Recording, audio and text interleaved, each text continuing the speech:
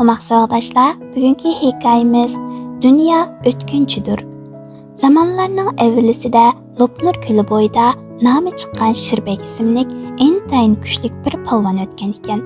U o'zini barliq odamlarning kuchdingiri hisoblaydi ekan va men o'lmayman, Izroilga bo'zak bo'lmayman deb maqtanib yuriydi ekan.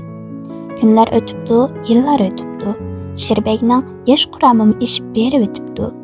Biroq Shirbek o'limni esiga ilib qo'ymay, novchilik qilib yuraveribdi. Kunlarning bir kuni Shirbekka kasal tegib, o'rin tutib yetishga majbur bo'libdi.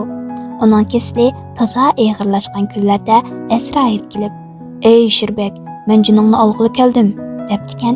Shirbek hayron bo'lib, "Sen kim? Nima uchun jinimni olmoqchisan?" Men degan kuchdingir polvon Shirbek bo'laman. Men o'lishni xohlamayman" debdi. Azroil, "Men Izroil bo'laman. Xudoning amri bilan keldim. Rizqing to'shdi, omonatni topshirg'in" debdi. "Men tayyorliqsiz tursam, nimishqa boldiroq xabar qilib qo'ymaysan?" debdi Shirbek achchiqlanib. Azroil, "Men allaqachon senga xabar bergan. Ishonmasang anglab tur.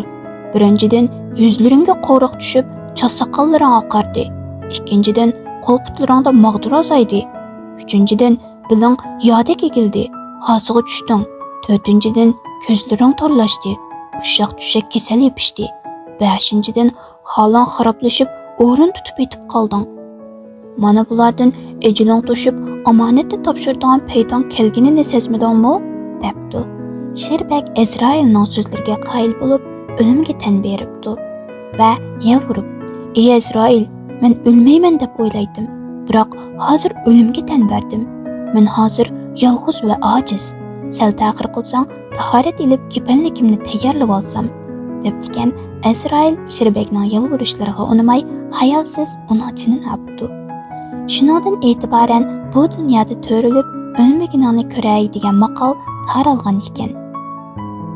Hikmat: hech kim bu dunyoga ketmasga kelgan emas. Baribir o'lim bizga yepishidi. Hayotliqni o'ylab, ko'z yumishni o'ylamasak, g'aflatda qolasan.